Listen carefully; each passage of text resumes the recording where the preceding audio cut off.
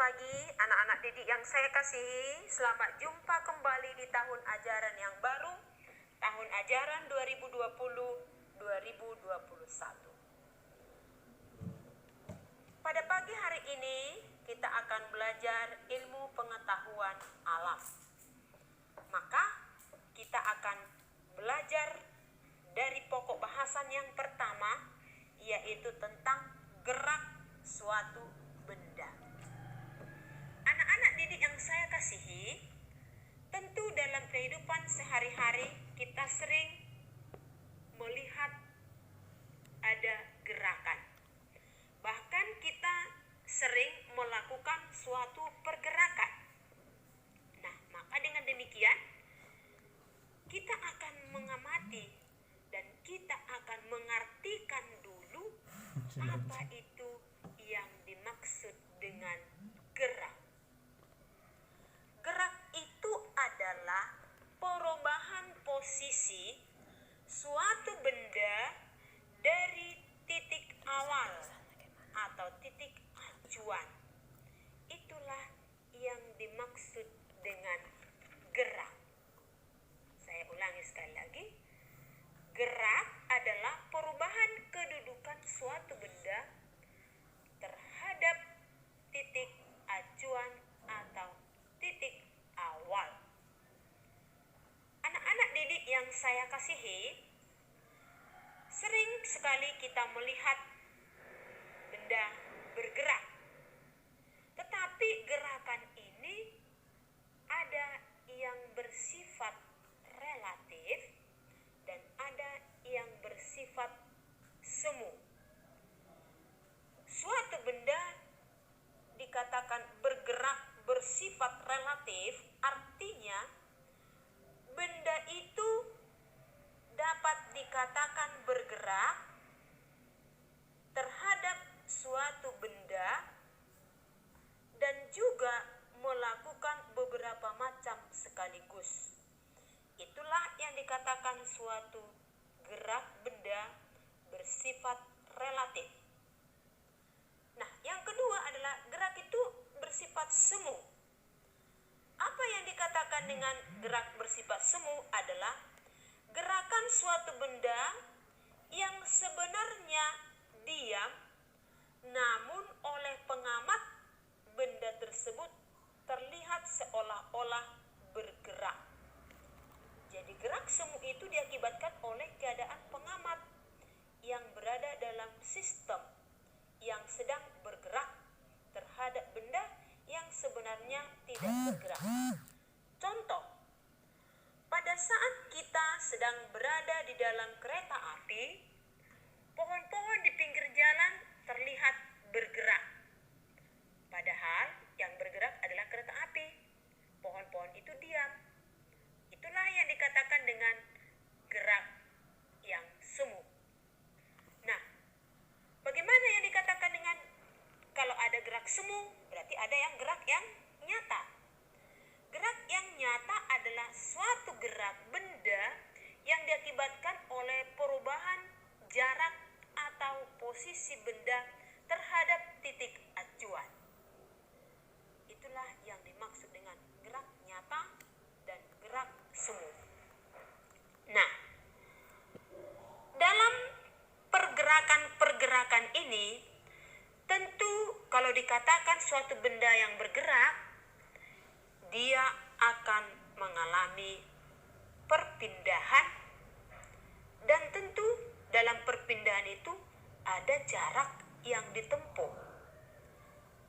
Nah, Ibu akan memberikan suatu contoh apa itu perbedaan perpindahan dengan jarak. Ibu ambil contoh begini. Sebuah mobil bergerak dari titik A ke titik B, dari titik B ke titik C. Maka benda itu dikatakan bergerak dari titik A ke titik B ke titik C. Tetapi rupanya mobil itu dari titik C kembali lagi ke titik B. Maka dalam hal ini kita akan melihat apa itu yang dimaksud dengan jarak yang ditempuh mobil dan apa itu perpindahan mobil. Kalau kita lihat jarak yang ditempuh oleh mobil adalah dari titik A ke titik B, tambah dari titik B ke titik C, tambah dari titik C ke titik B. Itulah jarak yang ditempuhnya. Sedangkan perpindahan mobil itu adalah dari titik A ke titik B, dari titik B ke titik C, dikurangi dengan dari titik C ke titik B. Itulah yang dimaksud dengan jarak dan perpindahan.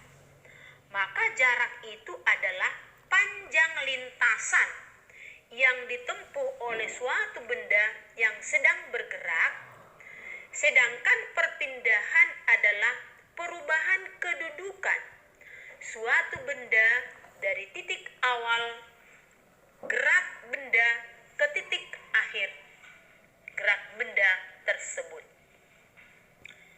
Sebagai contoh, kita lihat berikut ini.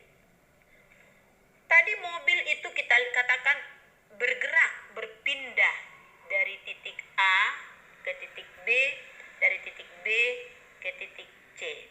Misalnya, dari titik A ke titik B jaraknya 2 km. Dari titik B ke titik C jaraknya 3 km. Nah, kemudian mobil itu dari titik C kembali lagi ke titik B. Maka jarak yang ditempuhnya adalah dari titik A ke titik B, tambah dari titik B ke titik C, dan kembali lagi dari titik C ke titik B. Maka jarak yang ditempuhnya adalah 2 tambah 3 tambah 3. Maka jarak yang ditempuh oleh mobil itu adalah 8 km. Sedangkan perpindahannya adalah tadi dari titik A ke titik B, dari titik B ke titik C. Nah, dari titik C kembali lagi ke titik B, maka jarak yang ditempuhnya adalah 2 tambah 3 dikurang 3 sama dengan 2 km.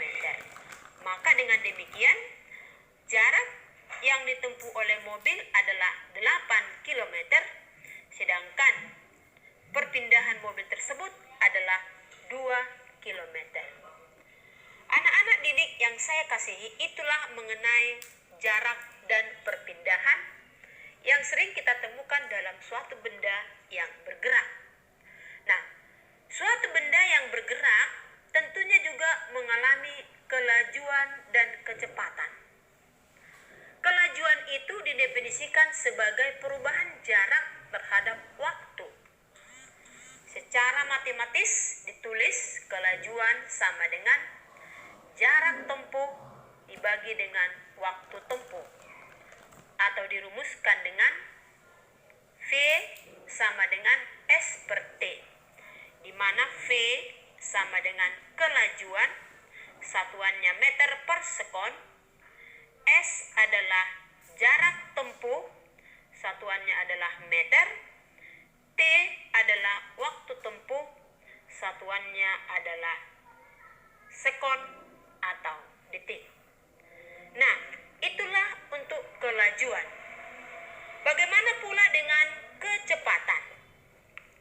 Kecepatan didefinisikan sebagai perubahan perpindahan terhadap waktu. Kecepatan itu merupakan suatu besaran yang memiliki nilai dan arah.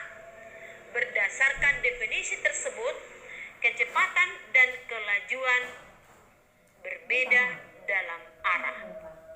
Dengan demikian, dapat dikatakan bahwa kecepatan adalah kelajuan dalam arah tertentu. Setiap pengguna besaran kecepatan perlu mencantumkan arah gerak. Misalnya, mobil bergerak dengan kecepatan 110 km per jam ke arah barat daya. Maka kecepatan mobil itu secara matematis ditulis tuliskan sebagai kecepatan sama dengan perpindahan dibagi dengan waktu tempuh. Nah, sedangkan kalau benda bergerak, mula-mula dari keadaan diam, kemudian bergerak, gerakannya itu mungkin tidak sama setiap waktu, maka akan kita lihat ada kecepatan rata-rata. Nah, sama seperti kelajuan, untuk menghitung kecepatan rata-rata akan kita tuliskan sebagai berikut. Kecepatan rata-rata sama dengan total perpindahan dibagi dengan waktu tempuhnya. Maka dalam satuan internasional, kecepatan satuannya adalah meter per sekon. Nah, begitu juga dengan kelajuan. Kelajuan rata-rata sama dengan total jarak tempuh dibagi dengan total waktu tempuh. Selamat pagi Ya, anak-anak saya dilambangkan kelas V 8. aksen Hari sama ini dengan kita akan belajar S ilmu total pengetahuan dibagi dengan alam. T total. Adapun pokok Demikianlah bahasan yang kita bahas anak-anak adalah kami tentang yang kami gerak kasihi, benda. pelajaran kita pada siang hari Selamat ini. pagi, selamat Kita jumpa lanjutkan kembali di lain tahun waktu ajaran untuk 2020-2021. menggunakan Selamat rumus-rumus pagi itu anak-anak saya dalam kelas latihan-latihan 8. soal. Hari ini kita Selamat akan siang belajar dan ilmu pengetahuan terima kasih. alam. Tetap semangat belajar. Adapun pokok bahasan yang akan kita bahas adalah tentang gerak benda. Tentunya selamat jumpa kembali di tahun ajaran 2020-2021. Selamat pagi anak-anak saya kelas 8.